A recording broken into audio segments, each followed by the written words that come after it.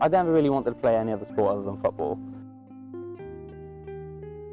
Coming to uni, I didn't really understand that there would be separate teams at some universities for medics and college football teams. But in hindsight, I think it's a really good idea. It allows us to be with more like-minded individuals. I met the football club at the Freshers' Fair. They were the first football club that I met. Obviously, the other football club is IC, and I had no reason to go anywhere else. They were great guys.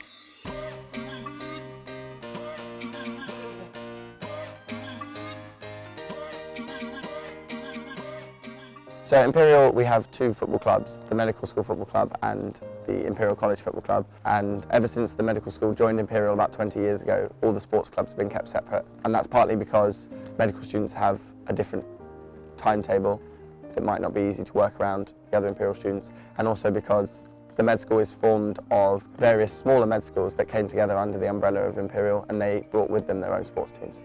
I think if you're interested in playing sport, and particularly football, whilst at medical school, you should really consider doing it in London, because you get to play with other medical students against the other universities in London as well as the other medical schools, and there's such a high density of teams to play that we get regular football twice a week. I was interested in being club captain because I felt like I could make a difference. I had some ideas that I thought would improve the club, and also I wanted to kind of give back.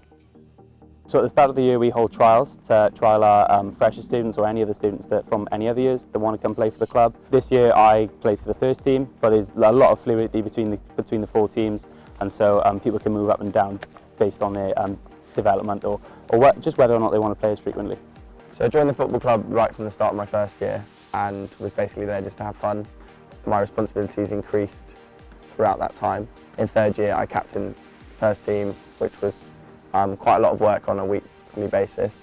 This year I sort of oversee the club on the whole, particularly regarding kind of off the field matters. In the Medical School Football Club we have 4 teams of varying abilities and competitiveness, and each one is run by their own respective captain. We have about 85 paying members. All of those play sport at some point throughout the year to varying degrees, and most of them are active socially to some extent. Because you train twice a week and you play twice a week, it is difficult to find time because you are tired often. But it's worth it because it's so much fun and you can make the time to catch up and work.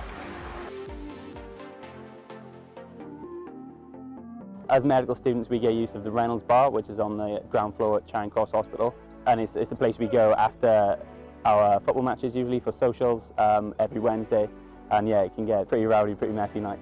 Socially, every week we also go out on a Wednesday, so every Wednesday is sports night, which some weeks might be special. So this week we have Club Bowling Club, where we go bowling and then to a club. Some weeks it's just casual at Reynolds. Personally, my favourite bit of the week is a Wednesday and a Saturday because we get to play matches, and I just love football. The social highlight for me this year so far has probably been UH Sports Night, where all the medical schools come together from London. Finding the right balance between football and kind of work can be quite hard sometimes, especially within our first years. The main factor that kind of helps us out is really the older years. They kind of just guide you and tell you what you should be doing and when. With their help, it becomes quite easy to find that right balance. So it's great to be in the football team because it's high morale, the socials are amazing, and all the lads are perfect.